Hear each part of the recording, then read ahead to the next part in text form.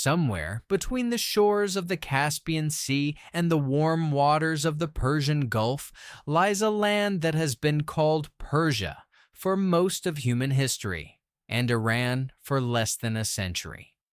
It is a country of towering mountains and endless salt deserts, of poets and philosophers, of ancient fire temples and modern missile silos. For 2,500 years, empires have risen and fallen on this plateau. Armies have crossed it, prophets have walked it, and revolutions have reshaped it. Today, Iran is no longer simply a country the world watches with unease. It is a country at war. In the spring of 2026, Iran's supreme leader was assassinated in a joint American and Israeli air campaign. Its nuclear sites were struck, its economy was thrown into freefall, and its regional network of allies was shattered. The nation stands, as this film is made, at the most dangerous crossroads of its modern history. This is the story of Iran, where it lies, who its people are, how it built one of history's great civilizations, how it became the Islamic Republic, and how that republic now finds itself fighting for its survival. Iran sits in southwestern Asia, at the crossroads of the Middle East and Central Asia, a bridge between three continents that has made it a prize for conquerors since antiquity. To the north, Iran's border runs along Azerbaijan, Armenia, and Turkmenistan, with the Caspian Sea forming a long northern coastline. To the east lie Pakistan and Afghanistan, wild frontier regions of mountain and desert. To the south, Iran opens onto the Persian Gulf and the Gulf of Oman, waterways through which, before the current war, roughly a fifth of the world's oil and gas once passed every single day. And to the west, Iran borders Turkey and Iraq, lands it has fought over for centuries. In total, Iran's border stretches for roughly 4,700 miles, about 7,600 kilometers, and nearly a third of that boundary is coastline. Iran also controls a scattering of small islands in the Persian Gulf, some of them disputed with its Arab neighbors, all of them strategically vital for controlling the narrow Strait of Hormuz, a choke point that, as we will see, has become one of the central battlegrounds of the war now unfolding. Geographically, Iran is dominated by a vast central plateau, arid, and in many places, nearly uninhabitable. This interior is ringed almost completely by towering mountain chains. The Alborz range in the north, crowned by the volcanic peak of Mount Damavand, the tallest mountain in the Middle East, and the Zagros Mountains, which run in parallel folds down the western edge of the country. Between these ranges lie two great deserts, the Dasht-e-Kavir and the Dasht-e-Lut, some of the driest, hottest places on Earth. Because so much of the interior is desert, most Iranians live not in the center of the country but along its edges, in the fertile valleys beneath the mountains, along the Caspian coast, and in the river basins of the west. This has shaped Iranian civilization for millennia. Cities clustered where water could be found, connected by roads and passes through the mountains that ring the plateau like a fortress wall. It is a country of extremes, snow-capped peaks within sight of scorching desert, lush rice paddies along the Caspian shore only a few hundred miles from the driest sands in Asia. At the southern foot of the Alborz Mountains lies Tehran, Iran's sprawling capital, a city of well over 9 million people within its limits, and closer to 15 million across its greater metropolitan area, making it one of the largest urban centers in the Middle East. Tehran has not always been Iran's capital. For most of Persian history, the seat of power moved between cities like Isfahan, Shiraz, and Tabriz. Tehran only rose to prominence in the late 18th century, when the Qajar dynasty chose it as their capital, largely because of its proximity to the mountains, which offered a defensible retreat and cooler summer air. Today, Tehran is a city of striking contrasts. Its northern districts, climbing into the foothills of the Alborz, are relatively affluent, cooler, and dotted with parks, cafes, and modern high-rises. Its southern districts are older, denser, and more traditional. Traffic in Tehran is legendary, a snarl of motorbikes and cars beneath a skyline that mixes Persian architectural tradition with Soviet-style apartment blocks and gleaming modern towers. Landmarks worth noting: the Azadi Tower, a soaring white monument built in 1971 to mark 25 centuries of Persian monarchy, and ironically now one of the most recognizable symbols of the Islamic Republic that overthrew that monarchy just 8 years later. The former U.S. embassy, seized during the 1979 hostage crisis, still stands as a museum of anti-American propaganda. And the Grand Bazaar, one of the oldest and largest covered marketplaces in the world, still functions as it has for centuries. A maze of alleys where carpets, gold, spices, and everything in between are bought and sold, even as war and sanctions have hollowed out much of the trade that once flowed through it. Beyond Tehran, other great cities carry Iran's cultural weight. Isfahan, once the capital of the Safavid Empire, is famous for its turquoise-domed mosques and its grand central square, one of the largest public squares on earth. Shiraz is known as the city of poets, gardens, and wine in Persian literary tradition, home to the tombs of the great poets Hafez and Saadi.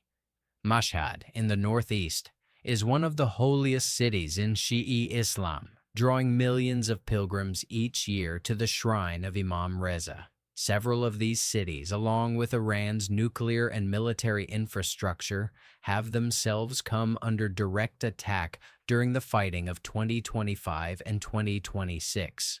Iran is often mistaken in the Western imagination for an Arab country. It is not. Iranians are, for the most part, descendants of ancient Indo-European peoples who migrated onto the Persian plateau roughly 4,000 years ago.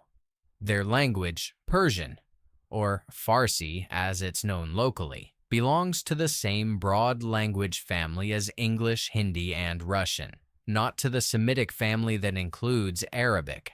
But calling Iran simply Persian oversimplifies a remarkably diverse society. Ethnic Persians make up the largest group, but Iran is also home to millions of Azerbaijani Turks in the northwest, Kurds along the western mountains, Balakh people in the southeast, Lurs and Bakhtiari tribes in the Zagros highlands, and smaller communities of Arabs in the oil-rich southwest region of Khuzestan. Add to this ancient minority communities of Armenians, Assyrians, and a small but historic Jewish population, one of the oldest Jewish communities outside Israel, dating back over 2,500 years to the Babylonian exile. Despite this diversity, interethnic relations in Iran are, for the most part, described as relatively harmonious, bound together by a shared Iranian identity that predates the current government by thousands of years. Persian is the official language and the language of government, education, and media, but many Iranians grow up speaking Azeri, Kurdish, or Arabic at home. Iran's population today stands at roughly 93 million people. It is a maturing society. The median age has climbed to around 35, a sharp change from the very young population of a generation ago, the result of one of the fastest fertility declines ever recorded anywhere in the world. It is also an overwhelmingly urbanized society, with roughly 2/3 of Iranians now living in cities rather than in the villages and tribal lands where their ancestors once lived.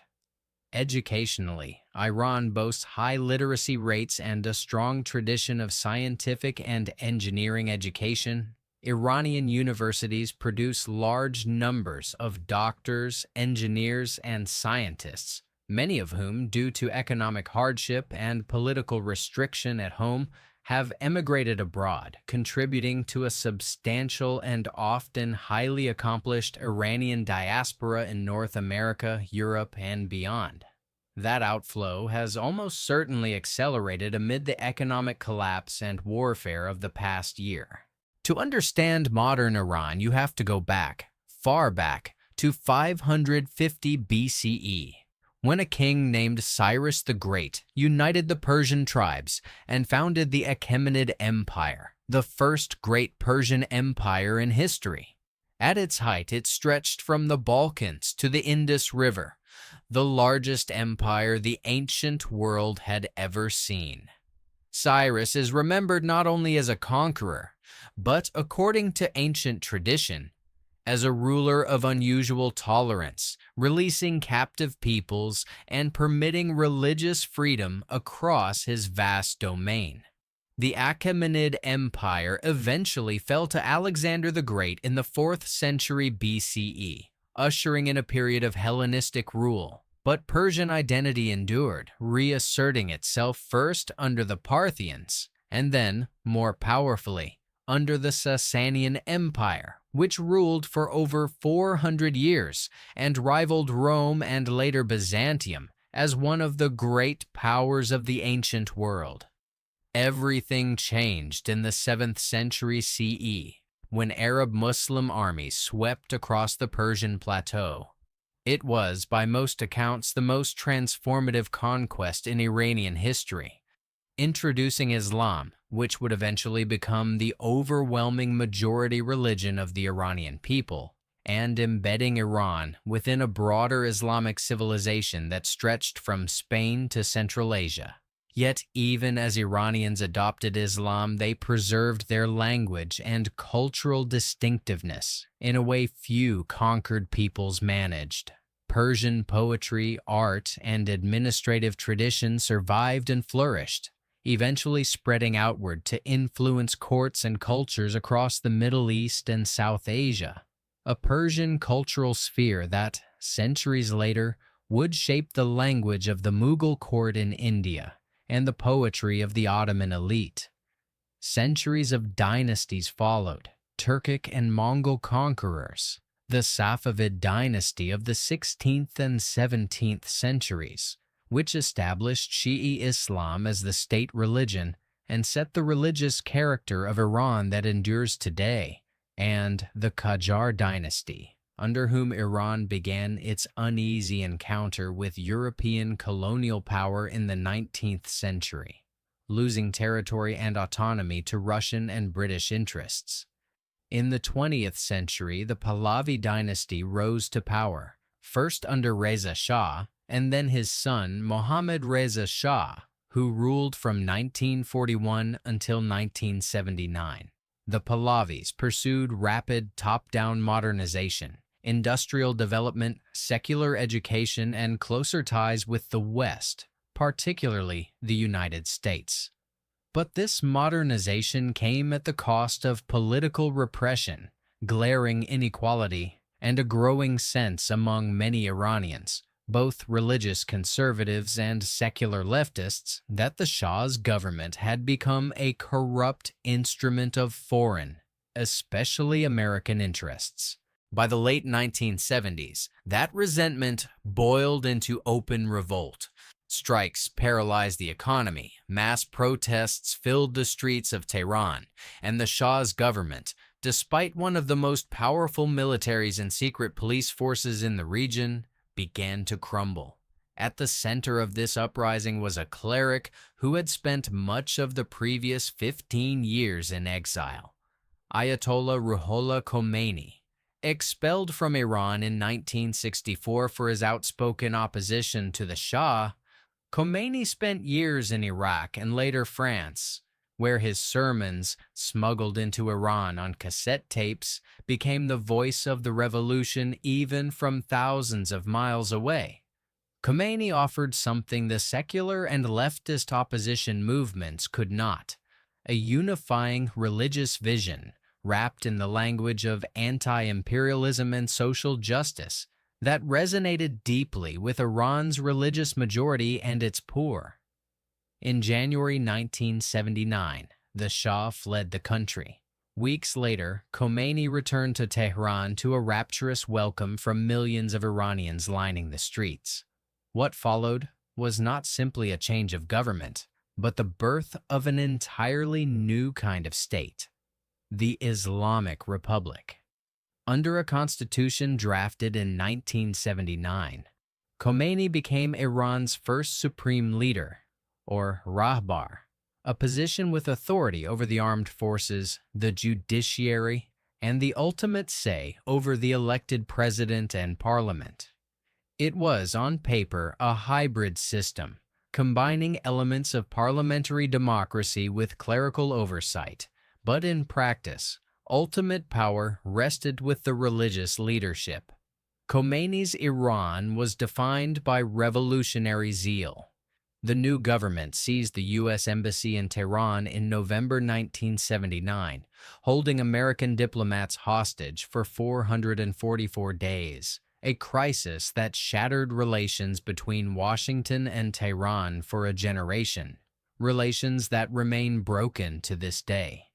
Just a year later, Iraq's Saddam Hussein invaded Iran, launching the brutal Iran-Iraq War, which dragged on for 8 years, killed hundreds of thousands on both sides, and hardened the Islamic Republic's siege mentality, a belief that Iran was surrounded by enemies and must arm itself accordingly.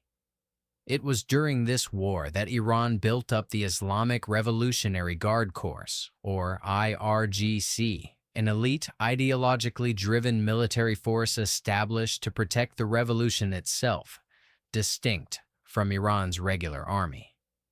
In the decades since, the IRGC grew into something far larger than a domestic guard, a sprawling military, economic, and intelligence empire with influence reaching from Lebanon to Yemen, a network that, as we will see, has been badly battered in the fighting of the past 2 years.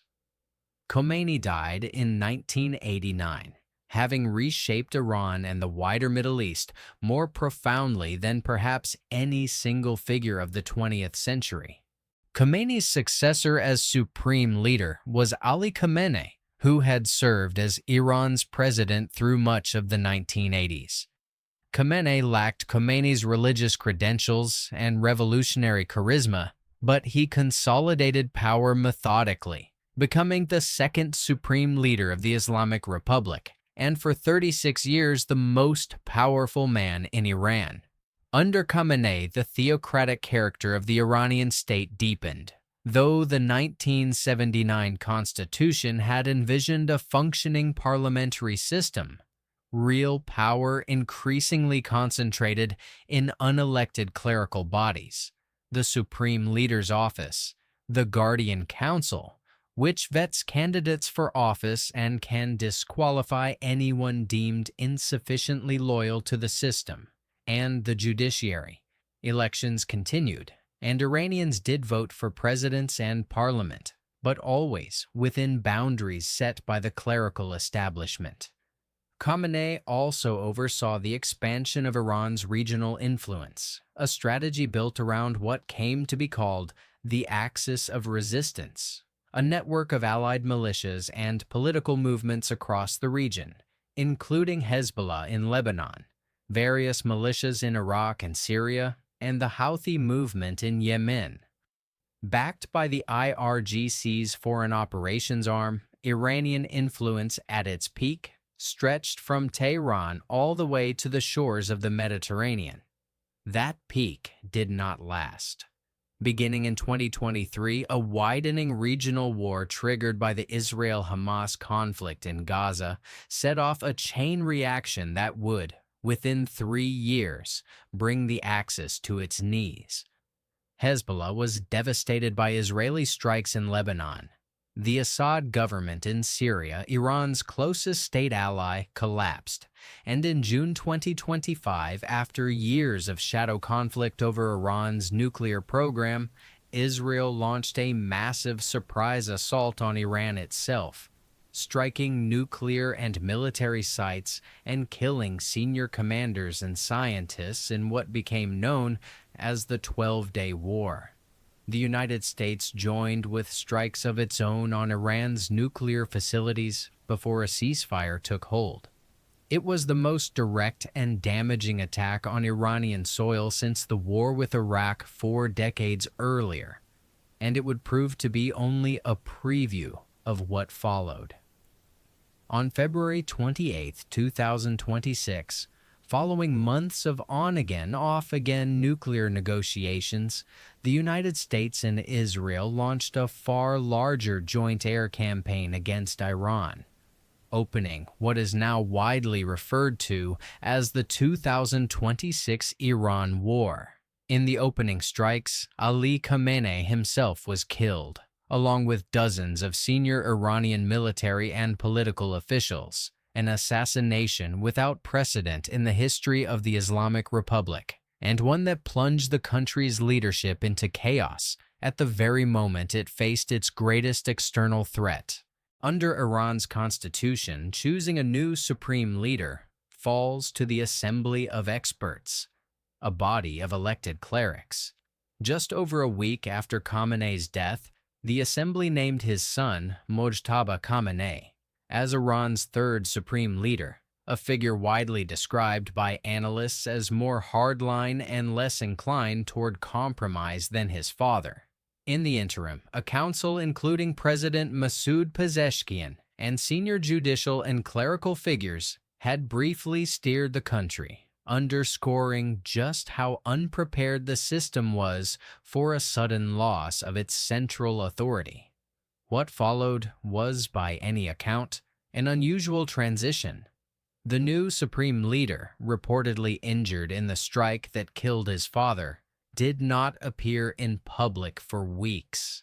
Statements attributed to him were read by state television presenters rather than delivered by him directly, and Iranian state media at times relied on AI-generated video to represent him, fueling widespread speculation, still not fully resolved, about his health and whereabouts. Whatever the truth, his absence from public view has not stopped the machinery of the Iranian state from continuing to function, with military and security figures managing the day-to-day war effort. The war itself ground on for roughly 40 days before the United States and Iran, mediated by Pakistan, agreed to a ceasefire on April 8, 2026. That truce proved fragile. Washington imposed a naval blockade on Iranian shipping shortly afterward, and by summer the conflict had resumed in a different form, recurring air and missile exchanges, a near-total halt of Iran's oil exports, and a standoff over the Strait of Hormuz, which Iran attempted to close to Western-linked shipping, while the United States Navy worked to keep it open. As of this recording, in August 2026, the war has not been formally concluded, and both sides continue to describe an end to the fighting as close but not yet achieved. Inside Iran, the war has been accompanied by a domestic crisis of its own. In January 2026, even before the war began, a currency collapse and soaring prices triggered the largest protests Iran had seen since the 1979 revolution itself. Security forces responded with a level of force that human rights organizations describe as a massacre, killing thousands of demonstrators according to independent estimates. A crackdown that has left deep and unresolved anger simmering beneath the surface of a country now also fighting a foreign war. Iran's nuclear program has its roots in the Iran-Iraq War, when the horror of chemical weapons used against Iranian soldiers convinced Iranian leaders they needed a deterrent of their own. Officially, Iran has always maintained that its nuclear program is for peaceful, civilian energy purposes. The United States and Israel have long argued it was moving toward weapons capability, a claim Tehran disputes. After years of tension, sanctions, and negotiation, Iran and a group of world powers reached the 2015 nuclear deal, formally the Joint Comprehensive Plan of Action, under which Iran limited its nuclear activities in exchange for sanctions relief.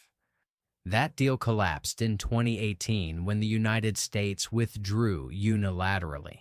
In the years that followed, Iran expanded its uranium enrichment well beyond levels needed for civilian energy, alarming international inspectors, a buildup that set the stage for both the June 2025 strikes and the far larger February 2026 campaign. Both rounds of strikes caused significant damage to known Iranian nuclear facilities, including the major enrichment site at Natanz. But independent assessments, including from arms control researchers and the International Atomic Energy Agency, have cautioned that the strikes likely set the program back rather than eliminated it outright, and that Iran retains scientific knowledge from decades of work that airstrikes alone cannot erase. Iran, for its part, has since barred IAEA inspectors from the sites that were struck, leaving the international community with an incomplete and contested picture of exactly what remains of the program. This is very much an open question, and one likely to remain unresolved for some time. Viewers should treat any confident claim about the program's current status from any side with a degree of caution. Even before the current war, Iran's economy had struggled for decades under the weight of international isolation, sanctions imposed most heavily by the United States since the 1990s, and expanded repeatedly over Iran's nuclear program, and support for regional militant groups had cut Iran off from global banking and blocked access to advanced technology. The war has turned that long decline into something closer to collapse. With the Strait of Hormuz effectively closed and a U.S. naval blockade in place for much of 2026, Iran's oil exports, which once brought in tens of billions of dollars a year and made up roughly a quarter of government revenue, have fallen to near zero for extended stretches.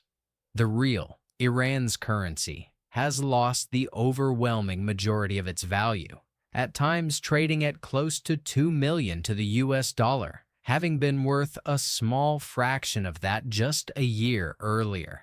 Independent economists estimate annual inflation running well above 50%, alongside widespread shortages, business closures, and a shrinking middle class that had already been eroding for over a decade.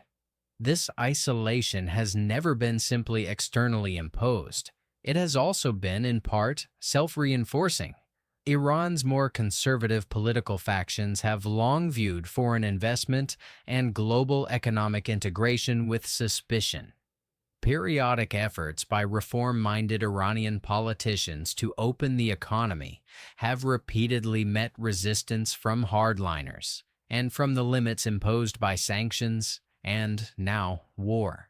The result has been a widening gap between Iran's well-educated population and the economic opportunities available to them at home, a major driver of both emigration and the unrest that boiled over into the streets in January 2026.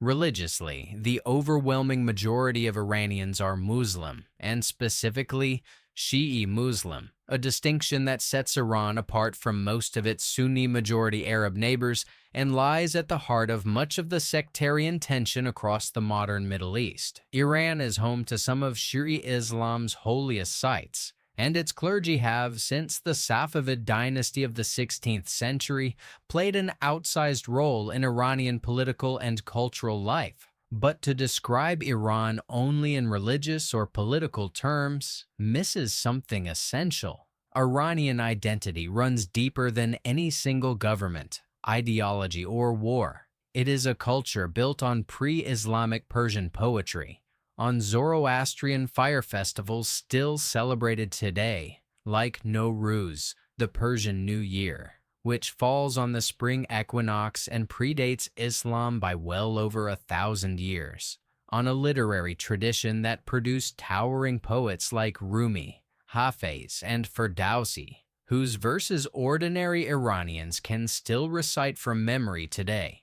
This tension between the Shia religious establishment that governs the country and the older, broader Persian cultural inheritance that Iranians hold just as dear has only sharpened as war, economic collapse, and a leadership crisis have tested the loyalty of ordinary Iranians to the system that rules them. Iran is, in the end, a land of extraordinary layers, an ancient Persian civilization wrapped inside a modern Islamic state, a young and educated population governed by a clerical establishment now in the midst of the most uncertain succession in its history, a country of poets and gardens that has also become the epicenter of one of the defining conflicts of our time. To understand Iran is to hold all of these truths at once. The nation that gave the world Cyrus the Great, Rumi, and the Persian Garden, the nation reshaped by revolution in 1979, and the nation now living through war, economic catastrophe, and profound uncertainty about who truly leads it and where it goes from here. 25 centuries after Cyrus first united the Persian tribes, Iran remains what it has always been. A civilization shaped as much by the mountains and deserts that surround it as by the empires, revolutions, and wars that have swept across it. What comes next, even those inside Iran cannot say with certainty.